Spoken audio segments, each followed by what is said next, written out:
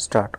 परिच्छेद सबका साथ सबका विकास पासून सुरू झालेल्या प्रवासात सबका विश्वास हे सूत्र जोडले गेले आणि त्यातून देशाने खऱ्या अर्थाने विकसित भारताकडे अतिशय झपाट्याने झेप घेणे प्रारंभ केले.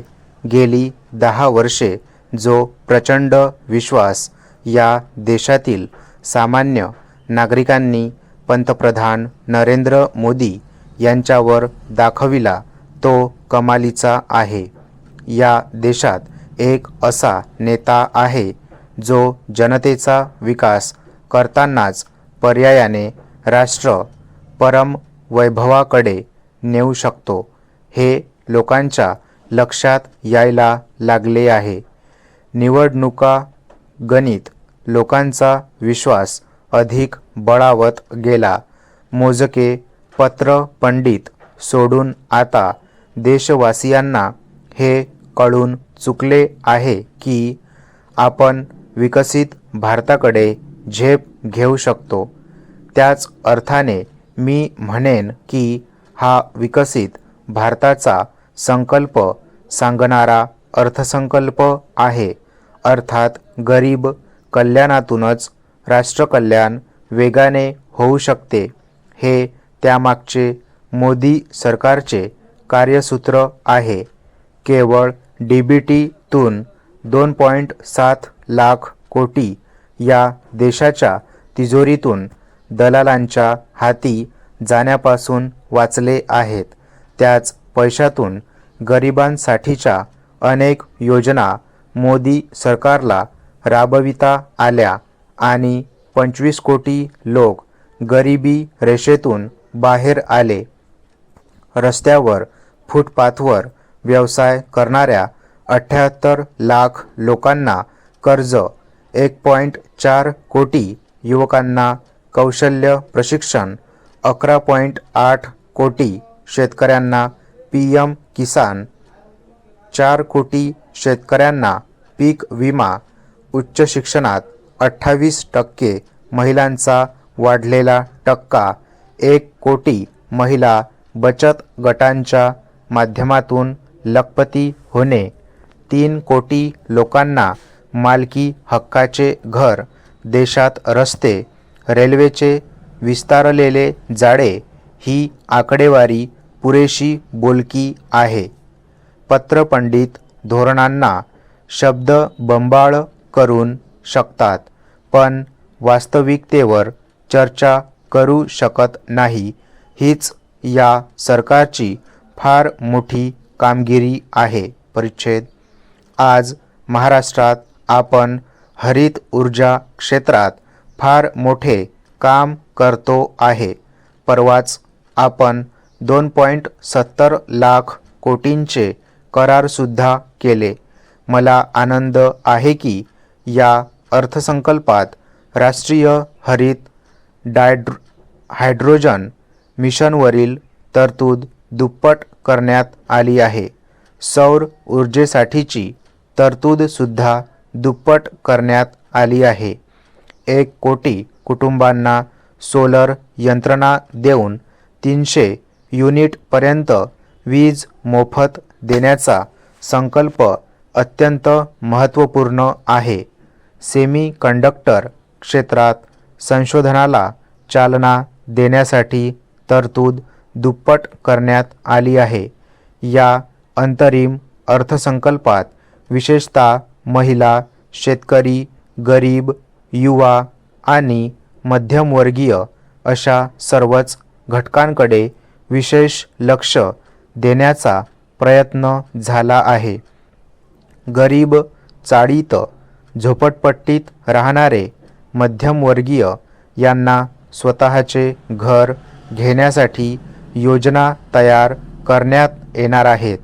1 लाख कोटी रुपयांचा व्याजमुक्त निधी तयार करून युवांसाठी राखीव ठेवण्याचा निर्णय तर अतिशय क्रांतिकारी आहे. यातून आमचे युवा हे मोठ्या प्रमाणात उद्यमी होतील. यातून संशोधनाला आणि स्टार्टअप परिसंस्थेला मोठी चालना मिळेल. लखपती दीदी या कार्यक्रमातून 3 कोटी भगिनींना लखपती बनविण्याचा संकल्पही तयार करण्यात आला आहे. 9 कोटी महिलांना महिला बचत गटांच्या माध्यमातून अर्थकारणाच्या केंद्रस्थानी आणण्याचा प्रयत्न आहे. 11 लाख कोटींची गुंतवणूक रस्ते, रेल्वे, पायाभूत सुविधांसाठी करण्यात येत आहे. यातून विकासाला मोठी चालना मिळेल. या गुंतवणुकीतून एकीकडे पायाभूत सुविधा निर्माण होत असताना रोजगारातही वृद्धी होणार आहे. शेतकऱ्यांसाठी नॅनो DAP ही संकल्पना अतिशय महत्त्वाची आहे. शेतकऱ्यांच्या शेतमालाला भाव आणि थेट बाजारपेठेशी जोडणी यासाठीच्या विविध योजनांचा उहापोह या अंतरिम अर्थसंकल्पातून करण्यात आला आहे. विकासाची दिशा सांगणारा पण त्याच वेळी आर्थिक शिस्त पाळणारा असा हा अंतरिम अर्थसंकल्प आहे.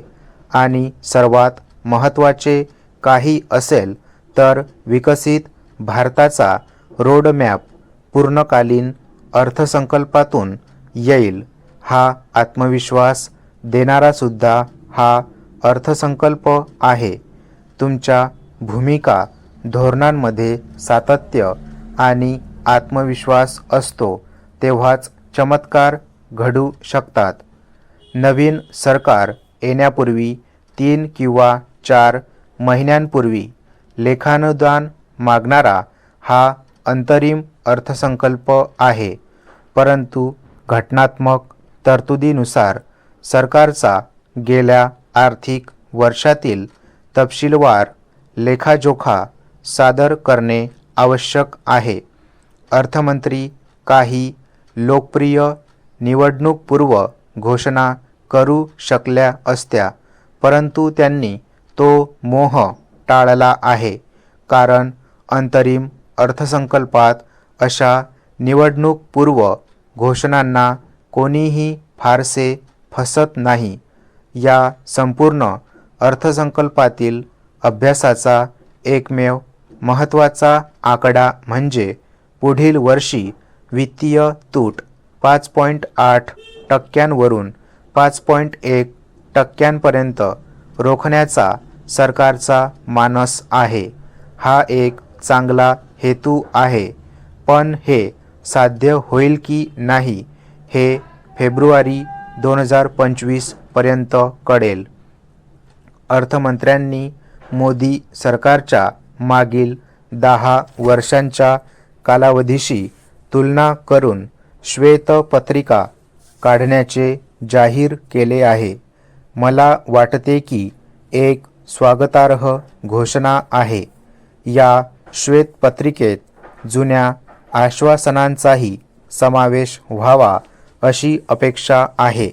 कारण शेतकऱ्यांचे उत्पन्न दुप्पट करणे, स्विस बँकेतील काळा पैसा आणून प्रत्येकाच्या खात्यात 15 लाख रुपये जमा करणे किंवा दरवर्षी 2 कोटी नवीन रोजगार निर्माण करणे यासारख्या निवडणूकपूर्वी दिलेल्या आश्वासनांचे काय झाले याचीही माहिती दिल्यास लोकांना वस्तुस्थिती समजू शकेल. सरकारने अचानक नोटबंदी करण्याच्या निर्णयाचे फायदे आणि तोटे देखील स्पष्ट केले पाहिजेत. स्टॉप.